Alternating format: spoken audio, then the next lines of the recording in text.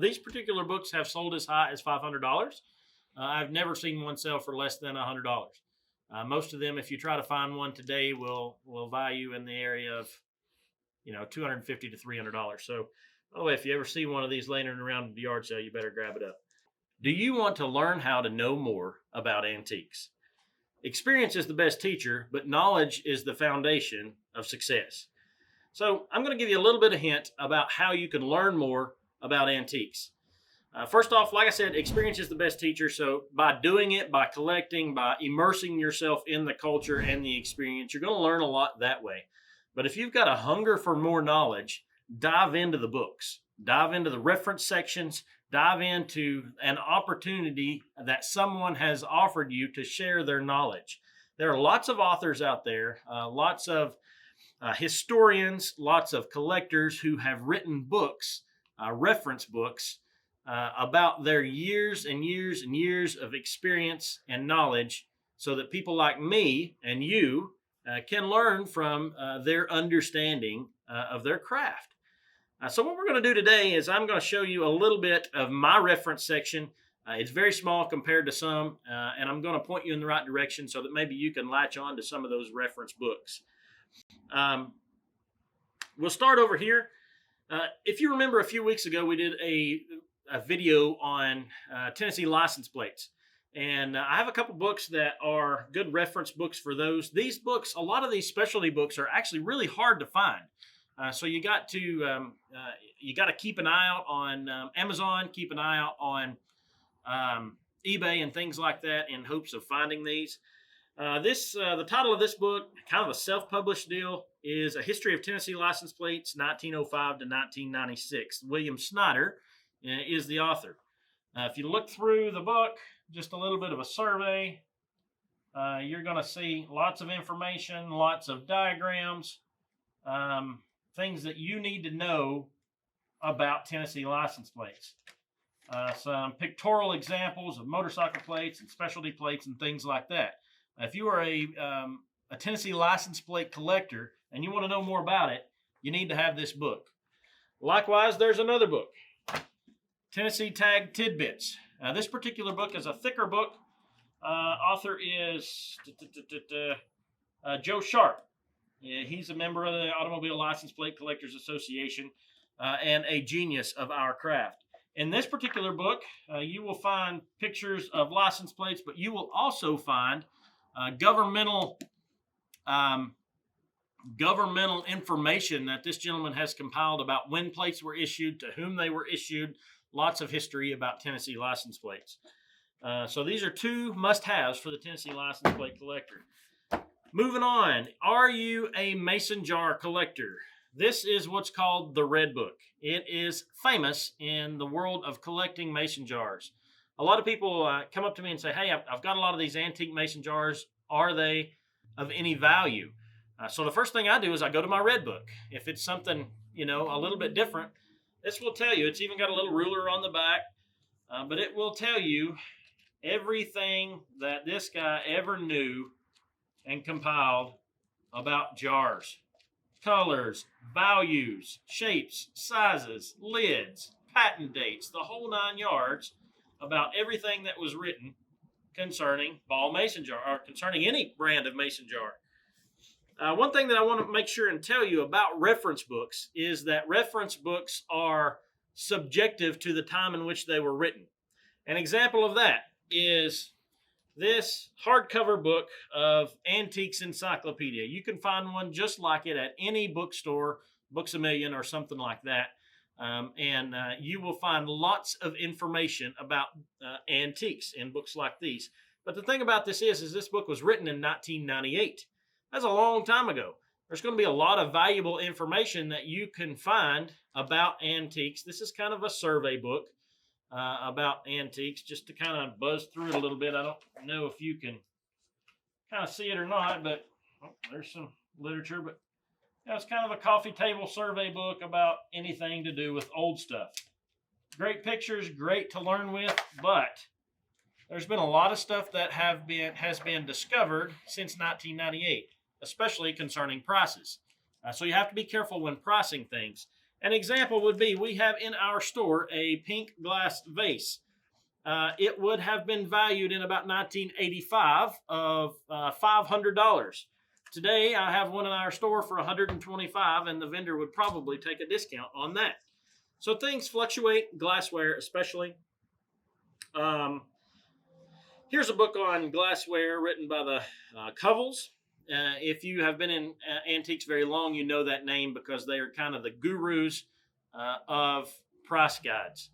And what they read is, what they write is quite the reference because they are experts in many fields. Now, this book about Depression glass and American dinnerware, it's a price list, 5th edition, but it was written in 1995. So it was spot on in 1995, but in 2022, the prices are not going to be anywhere near the same, but there's still a lot of information to be learned in such a price guide. By the same crew is this brand new Antiques and Collectibles Price Guide 2022. Now, the prices here are going to be much more accurate, although, again, there are certain genres of collecting antiques in which prices fluctuate daily. So you gotta grab those when you can grab them, but any antique store or antique collector worth their salt is going to have a copy of this about every year. So very good, pictorial, something that you can check. Price guides. If you're in this business, immerse yourself in these sorts of things. As soon as I got this book in, I read it from cover to cover. I know that's news to you. Like, hey, EJ can read. But I wanted to learn as much as I could. Now, this book I did not read from cover to cover. This is the Mega Red book. This is about coins and currency. Again, a lot of people will bring to me certain coins and things like that and say, hey, I need an appraisal on this. Can you tell me what this is worth? Now, some things I know, but coins can look the same and be a different mint mark and be thousands of dollars difference in value. So I go back to my reference section. I go back to my book and I look it up and, I try to figure out in what condition it is and give an individual a reference. Now, I mentioned something about condition of coins. Here's a handy little book for you coin collectors or for people who would like to start dabbling in coins just a little bit. This is called the PhotoGrade Official Photographic Grading Guide for U.S. State Coins. If you know anything about coins, they're graded on a numerical system. One could be listed a grade of a 59, and then there could be like an MS60. And again, there would be $500 to $1,000 difference depending on the coin. This particular book will show you how to grade, or at least by a rule of thumb, those coins, and it will give you a better idea of the value. Now, if you want to know specifically and of more certainty what the value is of your coin, then you'd need to send it to a coin grading company, have it slabbed and have it graded, and things like that. Here's a good book. If you're into Charles Decker pottery, he is a local potter within the region. There's a lot of collectors of Harmon and Decker potters. This is a informational book. What was the guy's name that wrote this? Was compiled by the Washington County History Museum in 2004. One of our vendors had a part in compiling this, and it's pretty good. Martha Snyder is her name. She's pretty much an expert when it comes to Decker pottery. We have these books available in our store. It's a good, a great survey of Decker pottery. I have a couple books concerning quilts. You will see a video about quilts. We can link that up, and we're going to survey to you some of the quilts we have in our store, give you a little bit of a background about what makes quilts valuable and things like that. Check the link for that. Here's a couple pretty good guides for books. I really like this one. Of course, I like local history and local artifacts. This particular book is a book specifically on the quilts of Tennessee. There is a famous quilt not too far from here that resides in the St. James community that is probably an invaluable piece. It is listed in this book. It is a quilt that was made pre-Civil War, and the family thought so much of the quilt that they buried it when the Civil War times come, so that it wouldn't be pilfered by opposing armies. They actually buried it in their pigsty. And when you see this particular quilt, which has been on display with the Tennessee Arts Museum, you will still see dirt stains on it. It is a priceless piece, still located here in Greene County, Tennessee. Talking about local artifacts, this is the guru of all gurus when it comes to Tennessee furniture.